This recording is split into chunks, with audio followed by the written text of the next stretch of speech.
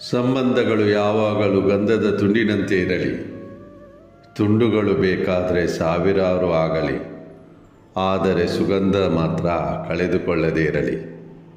ಒಂದು ಸಣ್ಣದಾದ ಕತೆ. ಈ ಕತೆ ಒಬ್ಬ ವಕೀಲ್ ಸಾಬ್ ಹೇಳಿದ್ದು. ವಕೀಲ್ ಸಾಬ್ ಹೇಳುತ್ತಾರೆ, ಅವರು ಚೇಂಬರ್ನಲ್ಲಿ ಕುಳಿತುಕೊಂಡಿದ್ದರು. ಒಬ್ಬ ರಭಸದಿಂದ ನುಗ್ಗಿ ಒಳಗೆ ಬಂದ. ತುಂಬ ಕೋಪದಲ್ಲಿದ್ದ. ಬಿಳಿ ವಸ್ತ್ರ ಧರಿಸಿದ್ದ. ಬಟ್ಟೆಗೆ ಮಣ್ಣು ಅಂಟಿಕೊಂಡಿತ್ತು. ಮುಖ ಬಿಸಿಲಿನಲ್ಲಿ ಕಪ್ಪಾಗಿತ್ತು. ತುಂಬ ಸಂಕಷ್ಟದಲ್ಲಿದ್ದ ಹಾಗೆ ಕಾಣುತ್ತಿದ್ದ. ಸಿಟ್ಟಿನಲ್ಲಿದ್ದ. ಕಾಗದದ ಬಂಡಲ್ ಕೈಯಲ್ಲಿತ್ತು. ಎಲ್ಲ ಕಾಗದ, ಎಲ್ಲ ಪೇಪರ್ ತಂದು ನನ್ನ ಟೇಬಲ್ ಮೇಲೆ ಇಟ್ಟು ಮತ್ತು ಸಿಟ್ಟಿನಿಂದ ಹೇಳಿದ, ವಕೀಲ್ ಸಾಬ್, ನನಗೆ ಒಂದು ಫ್ಲ್ಯಾಟ್ ಮೇಲೆ ಸ್ಟೇ ಬೇಕಾಗಿದೆ. ನೀವು ಸ್ಟೇ ಹಾಕಿ. ಎಷ್ಟು ಖರ್ಚು ಆಗುತ್ತದೆ, ಎಷ್ಟು ಪೇಪರ್ ಬೇಕು ನನಗೆ ತಿಳಿಸಿ. ನಾನು ಹೇಳಿದೆ, ಸಹೋದರ, ಕುಳಿತುಕೊಳ್ಳಿ. AC ಸೆಟ್ ಮಾಡಿದೆ. ಯಾಕೆಂದರೆ ಸ್ವಲ್ಪ ತಣ್ಣನೆ ಗಾಳಿ ತಲುಪಲಿ. ಆಫೀಸ್ ಬಾಯನ್ನು ಕರೆದೆ. ಅವರಿಗೆ ತಂಪಾದ ನೀರು ಕುಡಿಸಿ, ಶರ್ಬತ್ ಕುಡಿಸಿ. ನಾನು ಹೇಳಿದೆ, ಸಹೋದರ, ಚಿಂತೆ ಮಾಡಬೇಡ, ನಿಮ್ಮ ಕೆಲಸ ಆಗುವುದು. ನೀನು ಹೇಳು, ಏನು ಮಾಡಬೇಕಾಗಿದೆ. ಎಲ್ಲ ಪೇಪರನ್ನು ಅವನಿಂದ ಪಡೆದುಕೊಂಡೆ. ಅರ್ಧ ಗಂಟೆ ಮಾತುಕತೆಯಾಯಿತು. ಅರ್ಥ ಮಾಡಲು ಪ್ರಯತ್ನಪಟ್ಟೆ, ಏನು ಹೇಳಬೇಕು. ಅದರ ನಂತರ ನಾನು ಕೈ ಮುಗಿದು ಹೇಳಿದೆ, 4 ದಿನಗಳ ನಂತರ ಮತ್ತೆ ಬನ್ನಿ. ಪೇಪರ್ ಒಂದು ಬಾರಿ ಚೆಕ್ ಮಾಡುತ್ತೇನೆ. ಅದರ ನಂತರ ಹೇಳುತ್ತೇನೆ ಏನು ಮಾಡಬೇಕು. ನಿಮ್ಮ ಕೇಸ್ ಇತ್ಯರ್ಥ ಮಾಡಲು ಸ್ವಲ್ಪ ಟೈಮ್ ಕೊಡಿ. 3-4 ದಿನಗಳ ನಂತರ ಆ ಮನುಷ್ಯ ವಾಪಸ್ ಬಂದ. ಅದೇ ಕೋಪದಲ್ಲಿದ್ದ, ಅದೇ ಮುಖ, ಅದೇ ಸ್ಥಿತಿಯಲ್ಲಿದ್ದ. ನಾನು ಹೇಳಿದೆ, ಕುಳಿತುಕೊಳ್ಳಿ. ಇವತ್ತು ನೀವು ಏನಾದರೂ ಹೇಳುವ ಮೊದಲು ನಾನು ಹೇಳಲು ಬಯಸುತ್ತೇನೆ. ನಿಮ್ಮ ಹತ್ತಿರ ನನ್ನ ತುಂಬ ಮಾತುಕತೆಯಾಯಿತು. ಇಷ್ಟೊಂದು ಕಾಗದವನ್ನು ನಾನು ನೋಡಿದೆ. ನನಗೆ ಸ್ವಲ್ಪ ಅರ್ಥವಾಯಿತು. ನನಗೆ ಅರ್ಥವಾದುದನ್ನು ನಿಮಗೆ ಅರ್ಥ ಮಾಡಲು ಬಯಸುತ್ತೇನೆ. ನಾನು ಹೇಳಲು ಪ್ರಾರಂಭಿಸಿದೆ, ಸಹೋದರ, ನೀವು, ನಿಮ್ಮ ತಮ್ಮ ಮತ್ತು ತಂಗಿ, ನೀವು 3 ಮಂದಿ ಪರಿವಾರದ ಸದಸ್ಯರು. ನಿಮ್ಮ ಮಮ್ಮಿ ಪಪ್ಪ ನೀವು ಬಾಲ್ಯದಲ್ಲಿರುವಾಗಲೇ ದೇವರ ಪಾದ ಸೇರಿದರು. ತಂದೆ ತಾಯಿ ಹೋದ ಮೇಲೆ ನೀವೇ ನಿಮ್ಮ ಮನೆಯ ದೊಡ್ಡ ಸದಸ್ಯ. ನಿಮ್ಮ ತಮ್ಮ ಮತ್ತು ತಂಗಿಯ ಲಾಲನೆ ಪಾಲನೆಯನ್ನು ಸರಿಯಾಗಿ ನಿಮ್ಮ ತಂದೆ ತಾಯಿಯಂತೆ ಮಾಡಿದ್ದೀರಿ. ತಂಗಿಗೆ ಒಳ್ಳೆಯ ವಿದ್ಯಾಭ್ಯಾಸ ಕೊಟ್ಟ ನಂತರ ಮದುವೆ ಮಾಡಿಸಿದ್ದೀರಿ ಮತ್ತು ತಮ್ಮನಿಗಾಗಿ ನಿಮ್ಮ ಪ್ರಾಣವನ್ನೇ ಮುಡಿಪಾಗಿ ಇಟ್ಟಿದ್ದೀರಿ. ಪ್ರತಿಯೊಂದು ಉಸಿರನ್ನು ಅವನಿಗಾಗಿ ತೆಗೆದುಕೊಳ್ಳುತ್ತಿದ್ದೀರಿ. ನೀವು 9ನೇ ತರಗತಿಯವರೆಗೆ ವಿದ್ಯಾಭ್ಯಾಸ ಪಡೆಯಲು ಸಾಧ್ಯವಾಯಿತು. ಆದರೆ ಸಹೋದರನಿಗೆ ಇವತ್ತು ಇಂಜಿನಿಯರ್ ಆಗಿ ಮಾಡಿದ್ದೀರಿ. ಇಷ್ಟು ನಿಮ್ಮಿಂದ ಅರ್ಥ ಮಾಡಿಕೊಂಡಿದ್ದೆ. ನೀವು ಹೇಳಿದ್ದೀರಿ, ಬಾಲ್ಯದಲ್ಲಿ ಒಮ್ಮೆ ಒಂದು ಕೋಣ ಕೊಂಬಿನಿಂದ ತಿವಿದಿತ್ತು. ತಮ್ಮ ರಕ್ತ ನೋವಿನಿಂದ ಒದ್ದಾಡುತ್ತಿದ್ದ. ಅವನನ್ನು ನಿಮ್ಮ ಹೆಗಲ ಮೇಲೆ ಹೊತ್ತುಕೊಂಡು ಅವನನ್ನು 5 ಕಿಲೋಮೀಟರ್ ದೂರದ ಹಾಸ್ಪಿಟಲ್ಗೆ ಕೊಂಡು ಹೋಗಿದ್ದೀರಿ. ಊರಲ್ಲಿ ಹಾಸ್ಪಿಟಲ್ ಇರಲಿಲ್ಲ. ನೀವು ನಿಮ್ಮ ತಮ್ಮನಿಗೆ ಪ್ರತಿಯೊಂದನ್ನು ಕೊಡಿಸಿದ್ದೀರಿ. ತುಂಬ ಪರಿಶ್ರಮ ಪಟ್ಟಿದ್ದೀರಿ. ಗದ್ದೆಯಲ್ಲಿ ಕೂಲಿ ಕೆಲಸ ಮಾಡಿದ್ದೀರಿ. ಹಸಿದ ಹೊಟ್ಟೆಯಲ್ಲಿ ಇದ್ದು ಮೈಯಲ್ಲಿ ಬಟ್ಟೆ ಸರಿಯಾಗಿ ಇರದೇ ಇದ್ದರೂ ನಿಮ್ಮ ತಮ್ಮನಿಗೆ ಯಾವುದೇ ಕಡಿಮೆ ಆಗದಂತೆ ನೋಡಿದ್ದೀರಿ. ನೀವು ನಿಮ್ಮ ಜೀವನವನ್ನು ಮುಡಿಪಾಗಿಟ್ಟಿದ್ದೀರಿ. ಅವನು ಅನಾರೋಗ್ಯದಲ್ಲಿದ್ದಾಗ ಡಾಕ್ಟರ್ ಹೇಳಿದರು ಕಿಡ್ನಿ ಬೇಕು.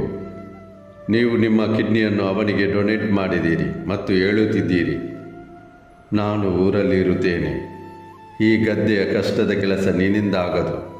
ನೀನು ಪಟ್ಟಣಕ್ಕೆ ಹೋಗು, ಒಳ್ಳೆಯದಾಗಿ ವಿದ್ಯಾಭ್ಯಾಸ ಮಾಡು, ದೊಡ್ಡ ಆಫೀಸರ್ ಆಗು. ಸಹೋದರನ ಇಂಜಿನಿಯರಿಂಗ್ ಕಾಲೇಜ್ ಅಡ್ಮಿಷನ್ ಆದಾಗ 80,000 ಫೀಸ್ ಇತ್ತು. ಅದನ್ನು ಕೂಡ ನೀವೇ ಕೊಟ್ಟಿದ್ದೀರಿ. ಮಾಸ್ಟರ್ಸ್ ಮಾಡಬೇಕಿತ್ತು ಮತ್ತು ಒಳ್ಳೆಯ ಯೂನಿವರ್ಸಿಟಿಯಲ್ಲಿ ಅಡ್ಮಿಷನ್ ಮಾಡಿಸಿದ್ದೀರಿ. ಅವನಿಗಾಗಿ ಎಲ್ಲವನ್ನೂ ಮಾಡಿದ್ದೀರಿ. ಲಡ್ಡು ಮಾಡಿದಾಗ ಹಬ್ಬದ ದಿನಗಳಲ್ಲಿ ಸಿಹಿ ತಿಂಡಿಯನ್ನು ಕೊಂಡು ಹೋಗಿ ಕೊಡುತ್ತಿದ್ದೀರಿ. ತಮ್ಮನಿಗೆ ಯಾವತ್ತೂ ಏನೂ ಕಡಿಮೆಯಾಗದಾಗೆ ನೋಡಿದ್ದೀರಿ.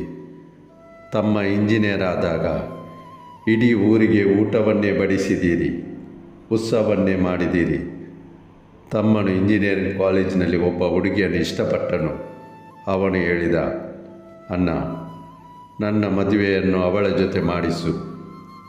ನೀವು ಅವನ ಮದುವೆ ಮಾಡಿಸಿದ್ದೀರಿ, ತುಂಬ ವಿಜೃಂಭಣೆಯಿಂದ. ಆದರೆ ಅಲ್ಲಿಂದ ಎಲ್ಲವೂ ಬದಲಾಯಿತು. ತಮ್ಮ ಬದಲಾದ. ತಮ್ಮ ಮನೆಗೆ ಬರುವುದನ್ನೇ ನಿಲ್ಲಿಸಿದ, ಹಣ ಕಳುಹಿಸುವುದನ್ನು ನಿಲ್ಲಿಸಿದ. ಹೇಳುತ್ತಿದ್ದ, ಪಟ್ಟಣದಲ್ಲಿ ತುಂಬ ಖರ್ಚು ಇದೆ ಅಣ್ಣ, ನಿನಗೆ ಅರ್ಥ ಆಗುವುದಿಲ್ಲ. ಮತ್ತು ಈಗ ಒಂದು ಫ್ಲ್ಯಾಟ್ ತೆಗೆದುಕೊಂಡ. ನೀವು ಕೇಳಿದ್ದೀರಿ, ಹಣ ಎಲ್ಲಿಂದ ಬಂತು? ಲೋನ್ ತೆಗೆದುಕೊಂಡೆ. ಈಗ ಲೋನ್ ಚುಕ್ತ ಮಾಡಲು ನಿಮ್ಮ ಹತ್ತಿರ ಹೇಳುತ್ತಿದ್ದಾನೆ. ಅರ್ಧ ಗದ್ದೆಯನ್ನು ಮಾರಾಟ ಮಾಡು, ನನಗೆ ನನ್ನ ಪಾಲು ಕೊಡು. ಈ ಮಾತಿನಿಂದ ನೀವು ತುಂಬ ವ್ಯಥೆಪಟ್ಟಿದ್ದೀರಿ. ನೀವು ಹೇಳುತ್ತಿದ್ದೀರಿ, ನನ್ನ ಜೀವನದಲ್ಲಿ ಪಾಲು ವಿಭಜನೆ ಎಂಬ ಶಬ್ದವೇ ಬರಲೇ ಇಲ್ಲ. ನೀವು ಇದೇ ಕೋಪದಲ್ಲಿ ನಿಮ್ಮ ತಮ್ಮನ ಫ್ಲ್ಯಾಟ್ ಮೇಲೆ ಸ್ಟೇ ಹಾಕಲು ಬಯಸುತ್ತಿದ್ದೀರಿ. ಸರಿಯಾಗಿ ಹೇಳುತ್ತಿದ್ದೇನೆ ಅಲ್ಲವೇ? ವಕೀಲ್ ಸಾಬ್ ಹೇಳಿದಾಗ ಎದುರು ಕುಳಿತಿದ್ದ ಸಹೋದರ ಹೇಳಿದ, ತುಂಬ ಸರಿಯಾಗಿಯೇ ಹೇಳಿದ್ದೀರಿ. ಮತ್ತೆ ವಕೀಲ್ ಸಾಬ್ ಹೇಳಿದರು, ಇನ್ನು ಸ್ವಲ್ಪ ಕೇಳಿ. ನಾನು ನಿಮಗೆ ಆಶ್ವಾಸನೆ ಕೊಡುತ್ತಿದ್ದೇನೆ, ಭರವಸೆ ನೀಡುತ್ತೇನೆ, ನಿಮ್ಮ ಕೆಲಸ ಆಗುವುದು. ಆ ಫ್ಲ್ಯಾಟ್ ಮೇಲೆ ಸ್ಟೇ ಕೊಡಿಸುತ್ತೇನೆ. ಆ ಪ್ರಾಪರ್ಟಿಯಲ್ಲಿ ತಮ್ಮ ಖರೀದಿ ಮಾಡಿದ್ದ ಫ್ಲ್ಯಾಟ್ನಲ್ಲಿ ಪಾಲು ಕೂಡ ಕೊಡಿಸುತ್ತೇನೆ. ಆದರೆ ಸಹೋದರ, ನನ್ನ ಈ ಸವಾಲುಗಳಿಗೆ ಜವಾಬು ಕೊಡಿ. ನಿಮ್ಮ ಕಿಡ್ನಿ ತಮ್ಮನಿಗೆ ದಾನ ಮಾಡಿದ್ದೀರಿ, ಅದು ವಾಪಸ್ ಬರಲು ಸಾಧ್ಯವೇನು? ಆ ಪ್ರೀತಿ ವಾತ್ಸಲ್ಯ ಮತ್ತೆ ವಾಪಸ್ ಬರುತ್ತೇನು? ಆವಾಗ ತಮ್ಮನನ್ನು ಹೆಗಲ ಮೇಲೆ ಹೊತ್ತುಕೊಂಡು ಅವನು ರಕ್ತಸಿಕ್ತನಾಗಿದ್ದ. ನೀವು ಹಾಸ್ಪಿಟಲ್ ಕೊಂಡು ಹೋಗಿದ್ದೀರಿ, ಅದು ಕೂಡ 5 ಕಿಲೋಮೀಟರ್ ದೂರ. ಆ ಜೀವನದ ತ್ಯಾಗ, ವಾತ್ಸಲ್ಯ, ಪ್ರೀತಿ, ಮಮತೆ ವಾಪಸ್ ಬರುವುದೇನು? ನೀವು ಅವನಿಗಾಗಿ ಎಲ್ಲವನ್ನು ತ್ಯಾಗ ಮಾಡಿದ್ದೀರಿ. ನೀವು ನಿಮ್ಮ ಇಡೀ ಜೀವನ ಕೊಟ್ಟಿದ್ದೀರಿ. ಅದು ಈ ಫ್ಲ್ಯಾಟ್ನ ಬೆಲೆ ಮುಂದೆ ಯಾವುದೇ ಅಲ್ಲ. ಈ ಫ್ಲ್ಯಾಟ್ನ ಬೆಲೆ ನಿಮ್ಮ ಮುಂದೆ ಶೂನ್ಯ, 0. ನೀವು ಅಮೂಲ್ಯವಾದ ಸಮಯ ನಿಮ್ಮ ತಮ್ಮನಿಗಾಗಿ ಕೊಟ್ಟಿದ್ದೀರಿ. ಯಾಕೆ ನೀವು ಕೋರ್ಟು ಕಚೇರಿಯ ಚಕ್ಕರ್ನಲ್ಲಿ ಬೀಳುತ್ತಿದ್ದೀರಿ? ಇದರಿಂದ ದೂರವಿರಿ. ನೀವು ನಿಮ್ಮ ತಮ್ಮ ಮಾಡಿದ್ದನ್ನು ಮರೆತು ಬಿಡಿ. ಅವನು ತಪ್ಪಾದ ರಸ್ತೆಯಲ್ಲಿ ಹೋದ, ನೀವು ಆ ರಸ್ತೆಯಲ್ಲಿ ಹೋಗಬೇಡಿ. ನಿಮ್ಮ ತಮ್ಮ ಯೋಚಿಸಿ ಬಡವನಾದ. ನೀವು ತುಂಬ ಹೃದಯವಂತರು ಆಗಿದ್ದೀರಿ, ಹೃದಯವಂತರಾಗಿರಿ. ನಿಮ್ಮ ಕೈಯನ್ನು ಮೇಲೆ ಎತ್ತಿ ಹಿಡಿದಿದ್ದೀರಿ, ಮೇಲೆಯೇ ಇಡಿ. ನಿಮ್ಮ ಮಕ್ಕಳಿಗೆ ವಿದ್ಯಾಭ್ಯಾಸ ಕೊಡಿ. ಅವರ ವಿದ್ಯಾಭ್ಯಾಸದಲ್ಲಿ ನಿಮ್ಮ ಮನಸ್ಸನ್ನು ಕೇಂದ್ರೀಕರಿಸಿ ಅವರಿಗಾಗಿ ನಿಮ್ಮ ಜೀವನವನ್ನು ಮುಡಿಪಾಗಿಡಿ. ನಿಮ್ಮ ತಮ್ಮ ಓದು ಬರಾದ ನಂತರ ಹಾಳಾದ, ಸಂಸ್ಕಾರ ಮರೆತು ಬಿಟ್ಟ. ಆದರೆ ನಿಮ್ಮ ಮಕ್ಕಳು ಹೀಗೆ ಮಾಡಲಾರರು. ನಾನು ನಿಮಗೆ ಆಶ್ವಾಸನೆ ಕೊಡುತ್ತೇನೆ. ವಕೀಲ್ ಸಾಬ್ ಹೇಳುತ್ತಿದ್ದರು. ಎದುರಿನಲ್ಲಿರುವ ಸಹೋದರನ ಕಣ್ಣಲ್ಲಿ ಕಣ್ಣೀರು ಬಂತು. ಕೈ ಜೋಡಿಸಿದ, ನಮಸ್ಕಾರ ಮಾಡಿದ, ಹೇಳಿದ, ವಕೀಲ್ ಸಾಹೇಬರೇ, ಧನ್ಯವಾದಗಳು. ನನಗೆ ಅರ್ಥ ಮಾಡಿಸಿದ್ದಕ್ಕೆ. ಹೊರಟು ಹೋದ. ಈ ವಕೀಲ್ ಸಾಬ್ ಹೇಳುತ್ತಿದ್ದಾರೆ, ಆ ವ್ಯಕ್ತಿ ಇಲ್ಲಿಂದ ಹೊರಟು ಹೋದ. ನನಗೆ ಅನಿಸಿತು, ಬಹುಶಃ ಸಿಟ್ಟಾದ, ಬಹುಶಃ ಕೋಪಗೊಂಡ. ವಕೀಲರ ಹತ್ತಿರ ಕೆಲಸ ಮಾಡಿಸಲು ಬಂದೆ. ಅವನು ನನಗೆ ಬುದ್ಧಿಯನ್ನು ಹೇಳುತ್ತಿದ್ದಾನೆ. ವಕೀಲ್ ಸಾಬ್ಗೆ ಅನಿಸಿತು, ಅವನು ಈಗ ಬೇರೆ ವಕೀಲ್ ಸಾಬ್ನ ಹತ್ತಿರ ಹೋಗುವನು, ಅವನ ಕೆಲಸ ಮಾಡಿಸುವನು, ಸ್ಟೇ ತರಿಸುತ್ತಾನೆ. ಆದರೆ ಅದೆಲ್ಲವೂ ಏನೂ ನಡೆಯಲಿಲ್ಲ. ವರ್ಷಗಳು ಉರುಳಿದವು. ನಿನ್ನೆ ಅಚಾನಕ್ಕಾಗಿ ಆ ಮನುಷ್ಯ ಮತ್ತೆ ವಕೀಲ್ ಸಾಬರ ಚೇಂಬರ್ಗೆ ಬಂದ. ಅವನ ಬಿಳಿಯ ವಸ್ತ್ರವು ಶುಭ್ರವಾಗಿತ್ತು. ಸಂಗಡ ಒಬ್ಬ ಹುಡುಗ ಇದ್ದ. ಕೈಯಲ್ಲಿ ಮಿಠಾಯಿಯ ಡಬ್ಬವಿತ್ತು. ಆ ವ್ಯಕ್ತಿ ಹೇಳಿದ, ಸಾಬ್, ನಿಮಗೆ ಧನ್ಯವಾದಗಳು. ವಕೀಲ್ ಸಾಬ್ ಹೇಳಿದರು, ನಾನು ನಿಮ್ಮನ್ನು ಗುರುತಿಸಿದೆ, ಬನ್ನಿ ಕುಳಿತುಕೊಳ್ಳಿ. ಆ ವ್ಯಕ್ತಿ ಹೇಳಿದ, ಇವತ್ತು ನಾನು ಕುಳಿತುಕೊಳ್ಳಲು ಬರಲಿಲ್ಲ, ನಾನು ನಿಮಗೆ ಮಿಠಾಯಿ ತಿನ್ನಿಸಲು ಬಂದಿದ್ದೇನೆ.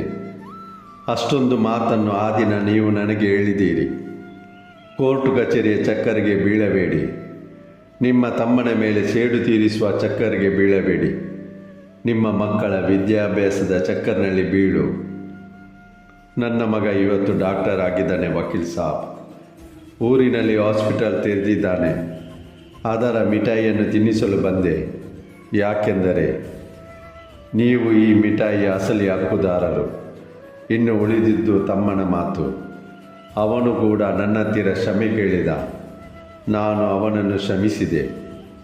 ಚಿಕ್ಕದಾದ ಕತೆ, ತುಂಬ ಇಮೋಷನಲ್ ಆದರೆ ತುಂಬ ದೊಡ್ಡದಾದ ಪಾಠ ಕಲಿಸುತ್ತಿದೆ. ಲೈಫ್ನಲ್ಲಿ ಕೋಪ ಎಲ್ಲವನ್ನು ನಾಶ ಮಾಡುತ್ತದೆ. ಅದೇ ಕೋಪವನ್ನು ಸರಿಯಾದ ದಿಕ್ಕಿನಲ್ಲಿ ತಿರುಗಿಸಿದಲ್ಲಿ ನೀವು ನಿಮ್ಮ ಮತ್ತು ನಿಮ್ಮವರ ಜೀವನವನ್ನು ನೆಮ್ಮದಿಯಿಂದ ಬಾಳಬಹುದು. ಮತ್ತು ಅದೇ ಕೋಪದಲ್ಲಿ ಸೇಡಿನ ಭಾವನೆಯಿಂದ ಕೆಲಸ ಮಾಡಿದರೆ ಆ ವ್ಯಕ್ತಿ ನಾಶ ಆಗುತ್ತಾನೆ. ಪರಿವಾರ ನಾಶವಾಗುತ್ತದೆ. ಜೀವನ ಪರ್ಯಂತ ಅದೇ ಬೆಂಕಿಯಲ್ಲಿ ಸುಡಲ್ಪಡುವನು. ಆದರೆ ಅವನು ತನ್ನ ಸಿಟ್ಟನ್ನು ಸರಿಯಾದ ಡೈರೆಕ್ಷನ್ನಲ್ಲಿ ತಿರುಗಿಸಿದರೆ ಅಲ್ಲಿ ತನ್ನ ಮಕ್ಕಳ ಜೀವನವನ್ನು ಸುಧಾರಿಸಲು ಅವಕಾಶ ಅವನತ್ತಿರ ಇರುವುದು. ನೆನಪಿನಲ್ಲಿಡಿ, ಜೀವನದಲ್ಲಿ ಕೋಪವನ್ನು ಸರಿಯಾದ ದಿಕ್ಕಿನಲ್ಲಿ ತಿರುಗಿಸುವುದು ತುಂಬ ಮುಖ್ಯವಾಗಿದೆ. ಸ್ನೇಹಿತರೆ, ಈ ಮಾತು ಸರಿ ಎಂದು ಅನಿಸಿದರೆ ಲೈಕ್ ಬಟನ್ ಒತ್ತಿ ಲೈಕ್ ಮಾಡಿ. ಯಾವಾಗಲೂ ಪಾಸಿಟಿವ್ ಆಗಿರಲು ಕಲಿಯೋಣ. ಮೇಲೆ ಇರುವವನ ಆಶೀರ್ವಾದದಿಂದ, ನಿಮ್ಮವರ ಪ್ರೀತಿಯಿಂದ, ನಿಮ್ಮ ಆತ್ಮವಿಶ್ವಾಸದಿಂದ ಪ್ರಯತ್ನಿಸಿ ಗೆಲುವು ನಿಮ್ಮದಾಗಿಸಿ. ಈ ಜಗತ್ತು ನಿಮ್ಮನ್ನು ಹಿಂಬಾಲಿಸುವಂತೆ ಮಾಡಿ. ನೀವು ನಮ್ಮ ಚಾನಲ್ ಸಬ್ಸ್ಕ್ರೈಬ್ ಮಾಡದೇ ಇದ್ದರೆ ಸಬ್ಸ್ಕ್ರೈಬ್ ಮಾಡಿ ನಮ್ಮನ್ನು ಪ್ರೋತ್ಸಾಹಿಸಿ. ನಿಮ್ಮ ಭೇಟಿ ಮುಂದಿನ ಕಥೆಯೊಡನೆ. ಅಲ್ಲಿಯವರೆಗೆ ನಿಮ್ಮ ಕಾಳಜಿ ವಹಿಸಿ. ಸದಾ ನಗುತ್ತಾ ಇರಿ.